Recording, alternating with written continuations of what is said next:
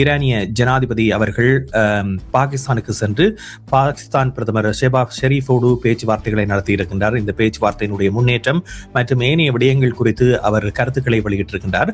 குறிப்பாக அமெரிக்காவினுடைய இந்த பேச்சுவார்த்தை அணுகல் முறை குறித்து அவர் குறிப்பாக சில விடயங்களை குறிப்பிட்டிருக்கின்றார். இந்த ஏவுகணை என்ற பாவிப்பு தொடர்பான எந்தவித பேச்சுவார்த்தைகளும் இந்த ஒப்பந்த நகலை மேற்கொள்வதற்காக நடத்தப்பட்ட பேச்சுவார்த்தைகளில் தாங்கள் பேச்சுக்கு எடுத்துக்கொள்ளவில்லை என்ற ஒரு விடயத்தை குறிப்பிட்டிருக்கின்றார். அமெரிக்க ஜனாதிபதி அவ்வப்போது தெரிவித்திருக்கின்ற கருத்துக்களுக்கும் இவருடைய கருத்துக்கும் இடையில் பல முரண்பாடுகளை தோற்றுவிக்கக்கூடிய வகையில் இந்த கருத்துக்கள் அமைந்திருப்பதை பார்க்கக்கூடியதாக இருக்கின்றது. அரசியல் ரீதியாகவும் சாணக்கிய ரீதியாகவும் ஈரான் இந்த பேச்சுவார்த்தையின் முடிவுகளின் மூலம் வெற்றி பெற்றுள்ளது என்பதை தெரிவித்திருக்கின்றார். இதனை முதற்கட்டமாக அவர் தெரிவிப்பதற்கான காரணம் இந்த பேச்சுக்களின் போது ஏற்படுகின்ற தன்மைகள், நெகிழ்வு தன்மைகளை இல்லாது செய்வதற்காகவும், அதாவது தாங்கள் விட்டுக் கொடுப்புகளை மேற்கொள்ளவில்லை என்பதை தெளிவுபடுத்துவதற்காகவும், அல்லது அமெரிக்கா பல விட்டுக் கொடுப்புகளை மேற்கொண்டே இந்த ஒப்பந்தத்தை எட்டுகின்றது என்பதை தெரிவிப்பதற்காக இருக்கின்றது. இப்பொழுது நாங்கள் பார்ப்போமாக இருந்தால் இதோ கைச்சாத்திடுகின்றோம் என்று ஒரு வாரத்திற்கு மேலான காலம் நீடிக்கப்பட்டிருக்கின்றது. இதற்கான காரணம் இஸ்ரேல் லெபனான் மீது தொடர்ந்து நடத்துகின்ற தாக்குதல்.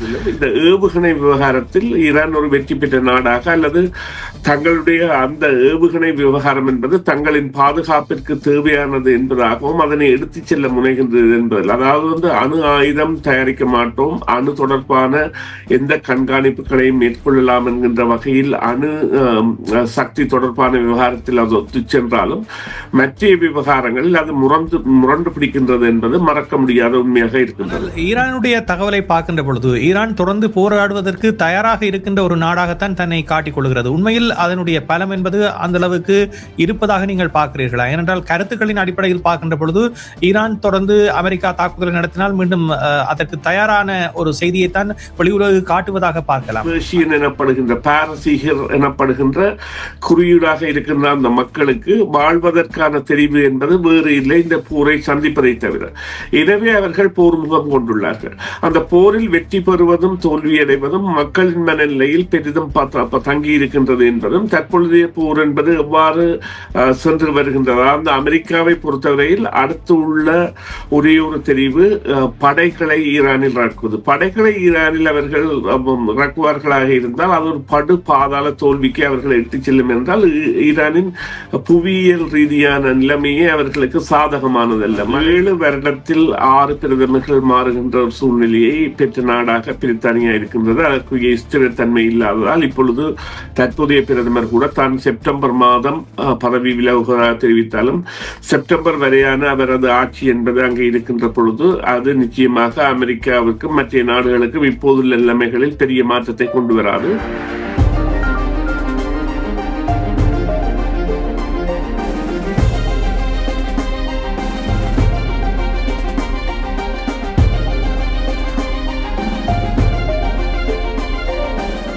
செய்தியின் பின்னணி நிகழ்ச்சியில் உங்கள் அனைவரையும் சந்திப்பதில் மிக மகிழ்ச்சி. சமகால முக்கிய நிலவரம் தொடர்பாக பேசுகின்ற நிகழ்ச்சியில் தற்பொழுது ஈரான் அமெரிக்காவுக்கு இடையிலான பேச்சுவார்த்தைகளினுடைய முதல் கட்டம் நிறைவு பெற்று இந்த பேச்சுவார்த்தைகள் வருகின்ற செவ்வாய்க்கிழமை மீண்டும் ஆரம்பமாகும் என்ற தகவல் வெளிவந்திருக்கின்றது. தற்பொழுது ஈரானிய ஜனாதிபதி அவர்கள் பாகிஸ்தானுக்கு சென்று பாகிஸ்தான் பிரதமர் ஷெபாஸ் ஷெரீஃபோடு பேச்சுவார்த்தைகளை நடத்தியிருக்கின்றார். இந்த பேச்சுவார்த்தையினுடைய முன்னேற்றம் மற்றும் ஏனைய விடயங்கள் குறித்து அவர் கருத்துக்களை வெளியிட்டிருக்கின்றார்.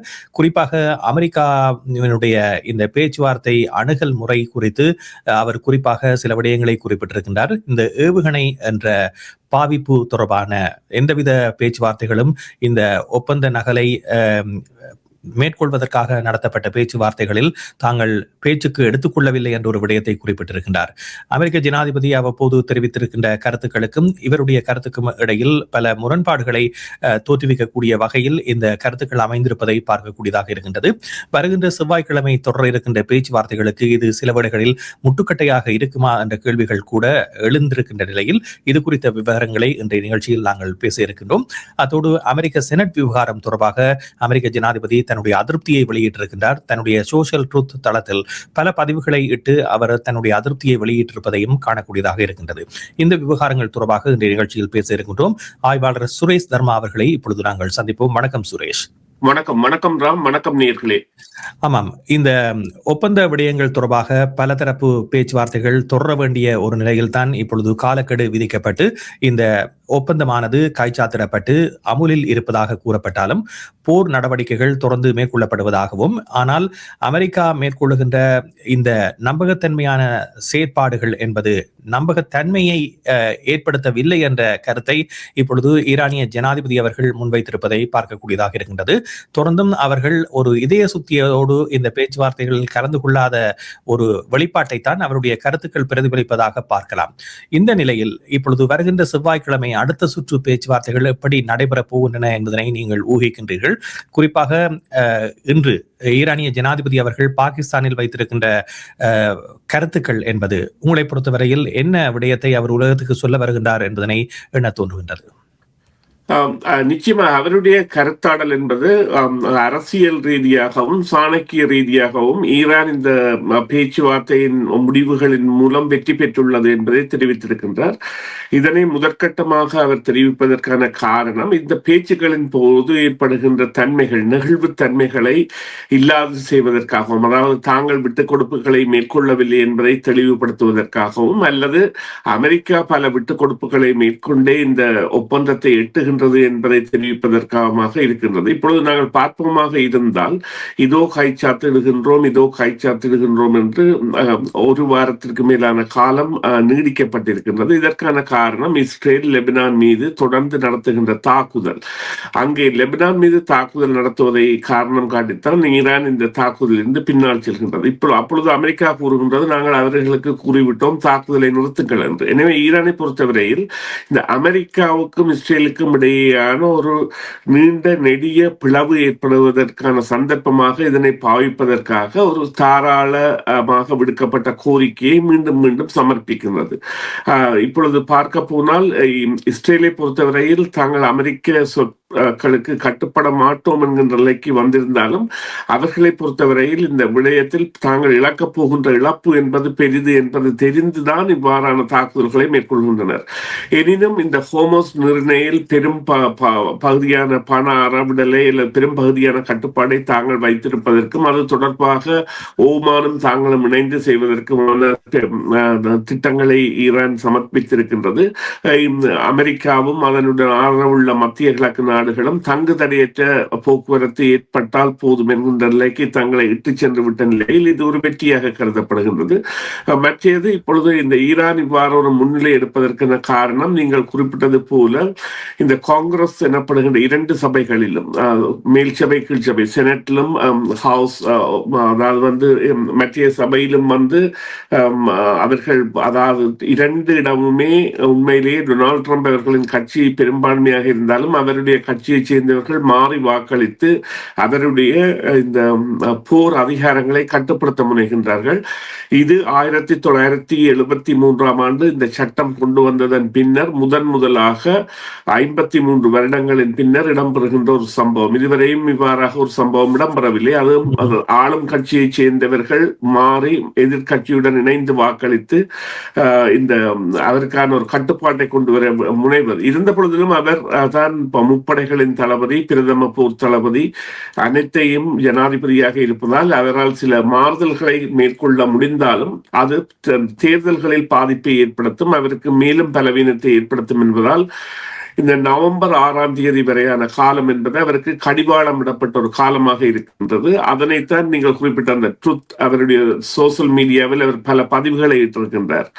இருந்த பொழுதிலும் இந்த ஏவுகணை விவகாரத்தில் ஈரான் ஒரு வெற்றி பெற்ற நாடாக, அல்லது தங்களுடைய அந்த ஏவுகணை விவகாரம் என்பது தங்களின் பாதுகாப்பிற்கு தேவையானது என்பதாகவும் அதனை எடுத்துச் செல்ல முனைகின்றது என்பதில், அதாவது அணு ஆயுதம் தயாரிக்க மாட்டோம், அணு தொடர்பான எந்த கண்காணிப்புகளையும் மேற்கொள்ளலாம் என்கின்ற வகையில் அணு சக்தி தொடர்பான விவகாரத்தில் அது ஒத்து சென்றாலும் மற்ற விவகாரங்களில் அது முரண்டு பிடிக்கின்றது என்பது மறக்க முடியாத உண்மையாக இருக்கின்றது. அமெரிக்காவை நம்ப முடியாது என்ற ஒரு கருத்தை அவர் முன்வைத்திருக்கின்றார் ஈரானிய ஜனாதிபதி. இதனை நீங்கள் எப்படி பார்க்கின்றீர்கள்? ஏனென்றால் ஒரு பேச்சுவார்த்தையில் கலந்து கொண்டிருக்கின்றவர்கள் தொடர்ந்து ஒப்பந்தம் அமலில் இருப்பதாக கூறிக்கொண்டு நம்பகத்தன்மை என்பது அமெரிக்காவிடம் இல்லை என்ற ஒரு விடயத்தை குறிப்பதை அமெரிக்கா எப்படி பார்க்க போகிறது? குறிப்பாக இந்த ஒரு மனப்பான்மை என்பது தொடர்ந்து வருகின்ற சமாதான முயற்சிகளுக்கு எவ்வாறு இடையூறாக இருக்கும் என்று நீங்கள் கருதுகிறீர்கள்? இல்ல, இந்த சமாதான முயற்சியை உடனடியாக செய்வதா அல்லது ஜூலை 20 இந்த ஃபீஃபா நடைபெறும் மட்டும் இழுத்துச் செல்வதா என்கின்றது அமெரிக்காவின் ஒரு தலையீடு, அல்லது அமெரிக்காவுக்கு ஏற்படுத்தப்பட்டுள்ள தலையீடு என்றால் இப்பொழுது உலக உதைப்பந்தாட்டம் என்பது மிகவும் சுமூகமாக ஆரோக்கியமாக சென்று கொண்டிருக்கின்றது.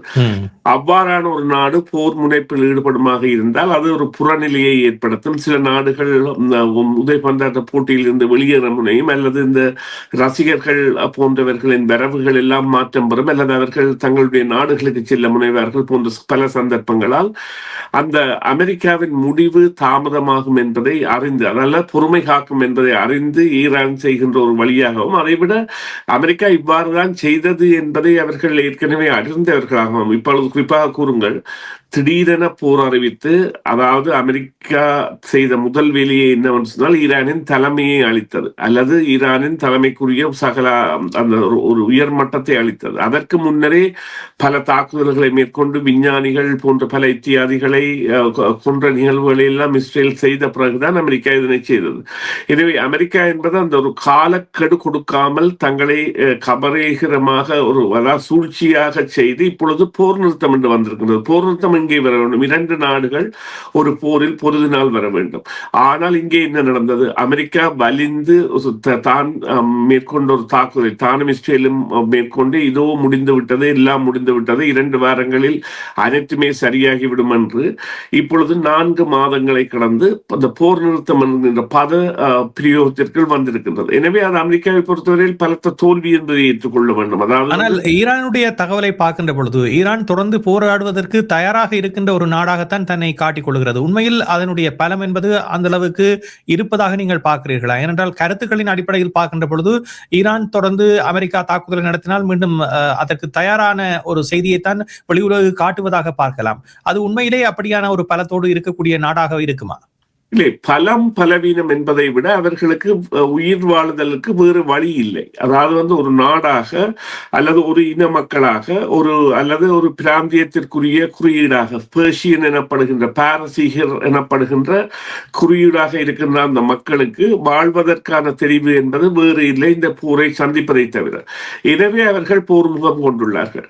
அந்த போரில் வெற்றி பெறுவதும் தோல்வியடைவதும் மக்களின் மனநிலையில் பெரிதும் தங்கி இருக்கின்றது என்பதும், தற்பொழுது போர் என்பது எவ்வாறு சென்று வருகின்றது. அந்த அமெரிக்காவை பொறுத்தவரையில் அடுத்து உள்ள ஒரே ஒரு தெரிவு படைகளை ஈரானில் இறக்குவது. படைகளை ஈரானில் அவர்கள் இறக்குவார்களாக இருந்தால் அது ஒரு படு பாதாள தோல்விக்கு அவர்கள் எட்டு செல்லும் என்றால் ஈரானின் புவியியல் ரீதியான நிலைமையே அவர்களுக்கு சாதகமானதல்ல. மலைகளும் மலை சார்ந்த பள்ளங்களும் உள்ள இடங்கள், நேரடியாக தொடர்புகளற்ற பல இடங்கள் இருக்கின்றன, பாதைகள் எல்லாம் அதாவது பாலங்களாக இருக்கின்றன. எனவே பல பின்னடைவுகளை 2 பகுதிகளும் சந்திக்கும். ஆனால் இவர்கள் தோற்று போகின்ற தருவாய் என்று நீங்கள் வைத்திருந்தால் கூட அவர்களுக்கு வேறு தெரிவு உள்ள தெரிவு என்பது இந்த போரை சந்திப்பது, அல்லது தாங்கள் மீண்டும் உயிர் வாழ்வது, அல்லது தாங்கள் மீண்டும் உயிர் தெழுவது. அதாவது 1979 எவ்வாறு ஒரு புரட்சி செய்து அமெரிக்காவை அங்கிருந்து வெளியேற்றினார்களோ, அல்லது 55 அமெரிக்க ராஜதந்திரிகள் மற்றும் அவர்கள் குடும்பத்தினரை பணைய கைதிகளாக பிடித்து எவ்வாறு அமெரிக்காவுடன் ஒரு பேச்சுவார்த்தையில் ஈடுபட்டு இந்த புரட்சிகர அரசு பதவிக்கு வந்ததோ, அதன் பிரகார இவ்வளவு காலமும் அவர்கள் ஒரு ஒதுக்கப்பட்ட அல்லது கண்காணிக்கப்பட்ட தரப்பாக இருக்கின்றார்கள். இப்பொழுது அதிலிருந்து மீண்டெழுவதற்கும் தங்களுடைய வர்த்தகங்களை மேற்கொள்வதற்கும் தங்களுடைய பறிக்கப்பட்ட என்பதை விட பயன்பாட்டிற்கு தவிர்க்கப்பட்ட சொத்துக்கள் அனைத்தையும் பெறுவதற்குமான நடவடிக்கைக்காக இந்த பேச்சை அவர்கள் பிரயோகிக்கின்றார்கள். அதற்கான நாடியாக இந்த ஹெர்மோஸ் இருக்கும் என்பதை காட்டிவிட்டார்கள். அதாவது நடைமுறையில் காட்டிவிட்டார்கள். தங்களால் எவ்வாறு இந்த உலக பொருளாதாரத்தில், குறிப்பாக அமெரிக்காவின் பொருளாதாரத்தில் தங்கள் எவ்வாறு ஈடாட்டத்தை மேற்கொள்ள முடியும் என்பதை காட்டியுள்ளார்கள். அதுதான் இதற்குரிய காரணம். பிரித்தானிய பிரதமர் ஸ்டாமர் அவர்கள் இப்பொழுது ராஜினாமா செய்வதாக அறிவித்து அவர் பதவியிலிருந்து விலகுகின்றார். இந்த சூழலில் பிரித்தானியாவை பொறுத்தவரையில் ஐரோப்பாவில் ஒரு செல்வாக்கு மிக்க நாடு, அத்தோடு அமெரிக்காவோடும் தொடர்ந்து பரஸ்பர உறவுகளை தொடர்ந்து மேற்கொண்டு வருகின்ற ஒரு நாடாக இருக்கின்றது. யுக்ரைன் ரஷ்ய போராக இருக்கட்டும் அல்லது இப்பொழுது ஈரான் அமெரிக்கா இஸ்ரேல் தொடர்பான போராக இருக்கட்டும், பிரித்தானியாவினுடைய பங்கு, அதனுடைய ஆலோசனைகள் போன்றவை மிக முக்கியமாக பார்க்கப்படக்கூடிய ஒன்று. பிரித்தானிய தலைமை பதவியில் ஏற்படக்கூடிய இந்த மாற்றம் என்பது இந்த போரை தொடர்ந்து செல்வதில் அமெரிக்காவுக்கு எவ்வளவு பாதகம் அல்லது சாதகத்தை ஏற்படுத்த போகிறது, இதனுடைய விளைவுகள் எப்படி இருக்கும் என்று நினைக்கின்றீர்கள்? இல்லை, நிச்சயமாக. அதாவது குறிப்பாக 7 வருடத்தில் 6 பிரதமர்கள் மாறுகின்ற ஒரு சூழ்நிலையை பெற்ற நாடாக பிரித்தானியா இருக்கின்றது. அதற்குரிய ஸ்திரத்தன்மை இல்லாததால் இப்பொழுது தற்போதைய பிரதமர் கூட தான் செப்டம்பர் மாதம் பதவி விலகுவதாக தெரிவித்தாலும் செப்டம்பர் வரையான அவரது ஆட்சி என்பது அங்கே இருக்கின்ற பொழுது அது நிச்சயமாக அமெரிக்காவிற்கும் மற்ற நாடுகளுக்கும் இப்போதுள்ள நிலைமைகளில் பெரிய மாற்றத்தை கொண்டு வராது.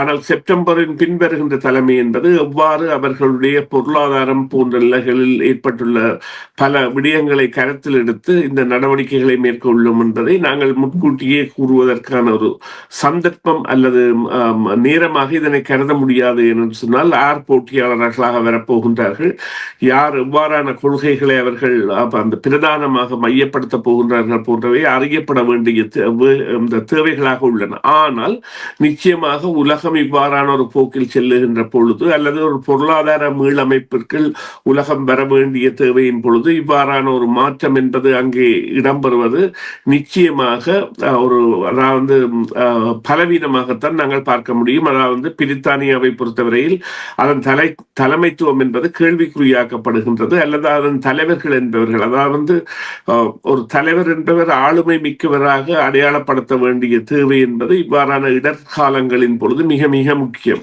அவ்வாறான நேரங்களில் பலவீனம் என்பது அங்கே தெரிகின்ற பொழுது அது நிச்சயமாக பல விதங்களில் பாதிக்கும். குறிப்பாக பங்கு சந்தைகள் மற்றும் ஏனைய நாடுகளின் ஒப்பந்தங்கள் செய்ய முன்வருவது போன்ற பல விவகாரங்களிலும் இது பின்னடைவை ஏற்படுத்தும் என்றால் அவை போஸ்ட்போன் எனப்படுகின்ற பின்தள்ளப்படுகின்ற செயற்பாடுகளாக அடுத்த தலைமை அவர்களை பரிசீலித்த பிறகு செய்யப்படுகின்ற செயற்பாடுகளாக மாறக்கூடிய தன்மை இருக்கின்றது.